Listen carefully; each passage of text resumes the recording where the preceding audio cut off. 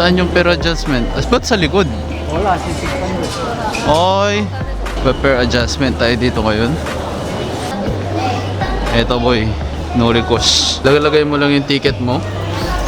Yan. O yan. Mag-ilabas dito kung ilan. Ayun o, dito pala. 310.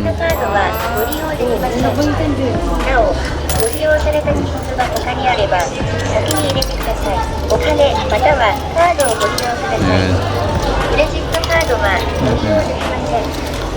Oo, di yan. Na-fair adjustment ka na. Oo, so lalabas yung bagong ticket mo niyan dito. Oo, dito pala.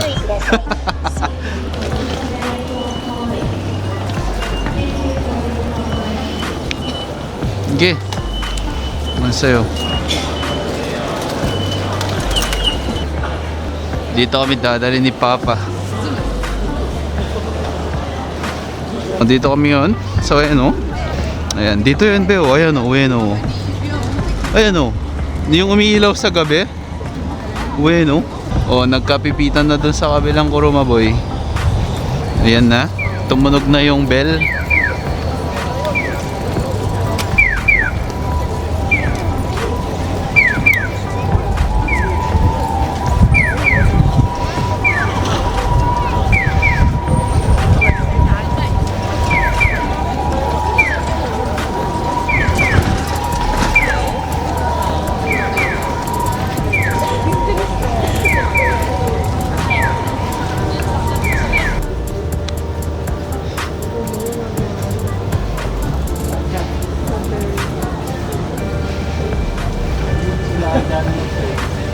Ito, kung saan nga may masarap, laging may pinipilahan.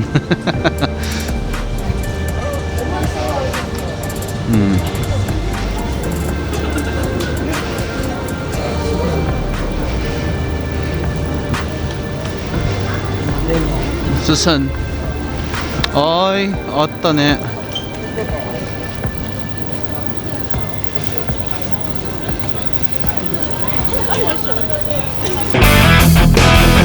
Mamaya guys, titignan natin yung sinasabi nila mama na Jollibee daw. May napanood kasi sila sa TikTok. Kaya sabi dun sa TikTok na ano daw lasang Jollibee daw yung kinakain. Kaso pumunta na sila si mama, jisay ni ito ko to at takala. Tapos sabi ni mama, hindi daw Jollibee ang lasa. Nagtaka sila, tapos marami rin nagko-comment na hindi daw, ano yan sabi niya be? Mamaya pupuntahan namin yun.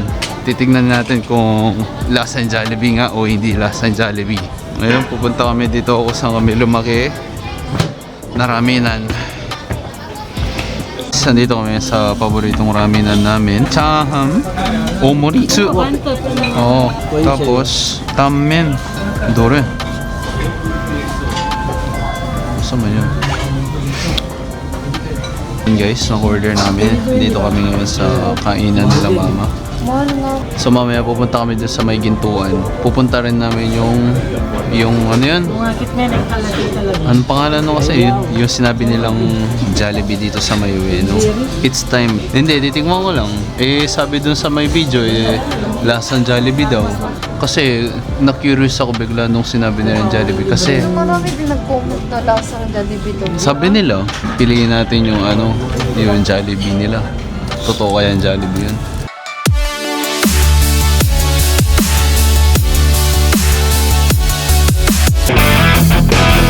Dito na yung binabanggit nilang Jollibee boy. Dito natin malalaman kung totoo nga ba yung sinasabi nilang Jollibee o hindi Jollibee. Asan? Yun. Nakita namin sa TikTok. Sabi ni mama kung lasang Jollibee nga ang sinasabi nila o hindi lasang Jollibee. Ito daw boy. Ito yung controversial na Jollibee. Ito 930. Para na yung mga sauce. Iyo. Plus 150.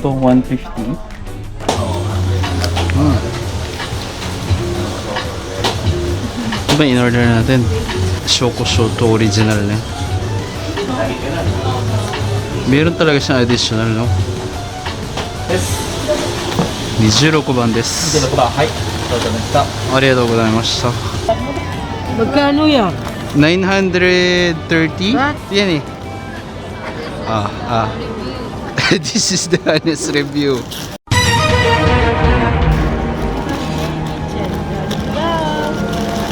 Ito kaya to? Kikita natin. Photo ko mo. Amayin mo. Tignan nyo. Ano? Reveal mo, reveal. Ipakita mo sa kanila yung... Ayan na. This is one piece. Sheesh! Malayo. Malayo. Dito mo. Mm. Lasang Jollibee? Na Oo. may honey. Mm-mm. Pero hindi siya kalasa ng Jollibee. Shit. Sad to say that. This is the truth. Ang layo. Layo. Shit. Masyado. Mm. Medyo ano siya, peppery. Kumain talaga po kayo sa Oo, loob. talagang kumain kami sa loob. Umupo pa kami. Ayan. Video mo din. Parang ano, yung binibentang sa kaya. Matamis, no? Matamis, parang may honey. Mm. Jollibee? Hindi rin lasa kahit isang katiting wala eh. Wala. Meron siyang interesting taste. Alam mo yung Jollibee? Oo, para siyang honey. Binabad sa milk. Oo. So ito na honest review kung ano kung saan namin man napanood yung video, malayo sa kalasa ng Jollibee. Posmera yan. Honest review ko to eh. Wala pinyon. Malayo, napakalayo. Mainit lang ano. Hindi, okay lang siya. Sa kulay pa lang. Hindi, kung kulay lang pag-uusapan, daijobu. Hindi, sa crispy. Kung sa crispy lang, daijobu din kung pinag-uusapan yan. Juicy siya, pero iba talaga ang lasa. Merong something na... Ewan ko lang. Yan, nakita mo na. Oh. Parang may sugar. Honey. Ito honest review boy hindi siya disappointed. Meron siyang in flavor na hindi kamukha dun sa nabanggit sa video, no? Ewan ko kung paano nalasaan ni ate yun, pero depende siguro. Ewan ko, ito ba yung in-order niya o hindi. Meron siyang distinct flavor na kakaiba talaga. Lasang chicharong bulaklak mo. Kasi Matamis siya eh. No? Matamis siya na. Nasang chicharong pulis. sa bag Ang ganda nung ano eh, pambalot eh. Pero yung sinabi ni ate sa review na lasang Jollibee. So, medyo tagilid tayo dun guys. Honest review to boy Tatapot na guys. Ito guys ang opinion ko dun sa nasabing video ni ate at sa nasabing brand ni ate na kalasa daw. Hindi, meron siyang distinct flavor. May sarili siyang flavor. Chinese na mga Oo. flavor. Meron siya sariling flavor which is napakalayo. Andun yung mga Hindi ko inaano yung review ni ate. Sarili niya review yun. May sarili daw akong review. Hindi siguro. May Pilipino mag-asawa, ano, nasa loob kayo. Yung nasa lubong kaming Pinoy, lasa daw Jollibee dito ba yun? Ito te, hindi ka lasa. Grabe ka naman, naninira ka. Huwag kang manira ng puri. Ay ka na, oh, kumain na, hindi ka lasa. Ay, wag na, dito na lang kami sa kape. Siniraan. Siguro yung Hindi, meron siyang distinct talagang flavor. Iba talaga yung flavor niya. Ito being honest lang original na chicken joy Oo. sa Jollibee iba. Malayo, Sa original malayo. yung in-order mo. Malayo. Kahit yung spice. Wala pang ano yun boy wala pang extra aji-aji. O yung honest taste review ko doon sa sinasabi nila. Kung Jollibee man nalasa mo, sorry. Dapat ganyan ka sa mga nagre-review. I-bash ka talaga. Okay lang. At least naging honest ako sa review ko. Hindi ako like siguro merong Wala akong perfect. tawag doon be. Meron sigurong porsyento siguro ganun no. Pero kung sa sinasabi nila na Jollibee yun, sorry, pero hindi. Napakalayo. Napakalayo nung AG niya sa Jollibee. Well, may sariling panlasa si ate. May sarili rin ako panlasa. So, ito lang masabi ko. Kumain kayo, masarap siya. At some point.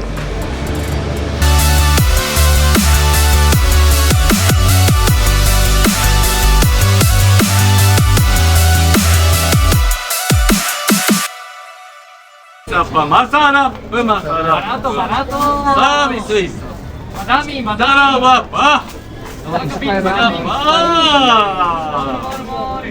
Isa pa!マウント富士チョコレート。マサラップマサラップ。スーベニアチョコレート。Isa riba. Filipino service dandan pa. Maraming salamat. Ay. Ay, tenso ganda po. Yo! Konbawa! So yun na nga, no? Well, naintriga ako doon sa sumisikat na parang Jollibee daw yung ano, tapos pinakita sa akin nung isang araw ng mama ko na, oh, tingnan mo to, punta tayo dito, ganyan-ganyan. Tapos, okay, sige, tara, let's go, sabi ko kay mama. And then yun na nga, napunta kami kanina, hindi naka-order kami. In-order namin boneless. First boneless yung in-order namin. Pero, may bones. Tapos, ang part niya is puro leeg. Ewan ko kung sinasadya ba yun or nagkamali lang sila. Well, okay lang yun. Okay na ako dun sa part na yun. Importante yung lasa kasi dun sa part na yun. Kaso, mali pa rin yun. Order mo boneless, pero binigyan ka may bones. So, okay. Tapos, sa second part, about sa lasa niya. Ewan ko kung anong class in-order dun sa video, pero ang in-order ko kasi is original. So, ibig sabihin, original. So, yun yung pinaka best-selling nila kasi original eh. Sa akin pa ngayon hindi, no? Ito pa yung mga ano dun. Well, siguro, na-hype yung isang nag-video or kung, ano man, nag-TikTok. Siguro sa TikTok kasi yun na naging trending eh. Na-hype siguro yung isang nag-TikTok. Nasabi niya dun sa part na, okay, sige, lasang ganito, ganyan. No? Na-curious ako bigla. Kasi dito sa ating lugar, kung Pilipino ka, talagang hahanapin mo yung Jollibee, di ba? Talagang hahanap-hanapin mo yun. Ako, laking Jollibee talaga ako. Every time na isisimba is like, after the mass, talagang diretso kami sa Jollibee. Like, every morning yan, talagang pupunta kami dyan. Doon kami nag-aalmusal. Laging order ng lola ko is palabok. Tapos yun na nga, na-intriga ako sa sinasabi nila na lasang Jollibee. Lahat naman siguro tayo naka-experience ng Jollibee. Lahat naman mga Pilipinong napunta dito naka-experience ng Jollibee. Well, sa akin part at sa aking sariling honest review, kuno. Hindi siya meron siyang distinct flavor talaga. Iba yung lasa ng Jollibee at saka yung iba yung flavor na Filipino brand, which is alam na nga natin Jollibee, ganun. Ito pa yung isang ipuput up ko dun. Medyo siya, salty siya sa aking part. Pinalagyan ko kasi siya ng salt and pepper. So, okay lang. Kasi, the more salt and pepper naman mo, the more lalabas yung flavor nung pagkain. Dun mo malalaman talaga kung may distinct flavor ba yung isang pagkain or wala. So yun, pinalagyan ko yun kasi in case, well, hindi ako food critic, food review, whatever. Ganun yung panglasa ko. Sa aking panlasa, hindi siya kalasa nung nabanggit na Philippine brand ng restaurant. No? Ang layo. Napakalayo. Siguro naman yung kinain nila dyan is original. Nakita sa video, original eh. In-order ko rin yung original. So, ibig sabihin, yung original na in-order nila at saka yung original na in-order ko, pareho dapat ang lasa. No? Well, masarap siya at some point, pero hindi siguro masasabing siya, yung Filipino Jollibee level. Talagang pinagmamalaki ko yung Jollibee natin kasi kakaiba talaga yan. Nakapunta na nga sa Amerika yan. Dito kaya kailan magkakaroon ng ganun. Kung kakain kayo doon, okay, masarap. Tapos, next time din, pag mag-order kayo ng 5-piece na boneless, alam ko meron yan sa menu nila, kasi ganun yung in-order ko kanina. Yung binigay sa amin, may bones, hindi siya boneless. Nakakapagtaka yun. Next time, pag nag-order kayo ng boneless, siguraduhin nyo boneless yung ibibigay sa inyo, no? At saka, kung kakain kayo doon, siguraduhin nyo yung order nyo, tama. It's sarap, at mag-edit pa ako ng mga walang kwentang video. Mag-edit pa ako ng mga walang kwentang video ko. Maraming salamat. Thank you sa panood. Bye. Like, subscribe. Thank you. Gusto mo yung mga review ko, not bias yung mga review ko, boy. Hindi ako like, oy, sige, tignan mo to. Bigyan kita. No. Bigyan mo ko, hindi mo ko bigyan talagang i-reviewan ng Tawagin mo kung, ay, hindi ka naman food critic, ganyan para sabihin. No, it's fine. May sarili tayong panlasa. Hindi mo kailangan ng backup dancer para sabihin kung masarap yung isang bagay. Food is food. Food is life. Thank you.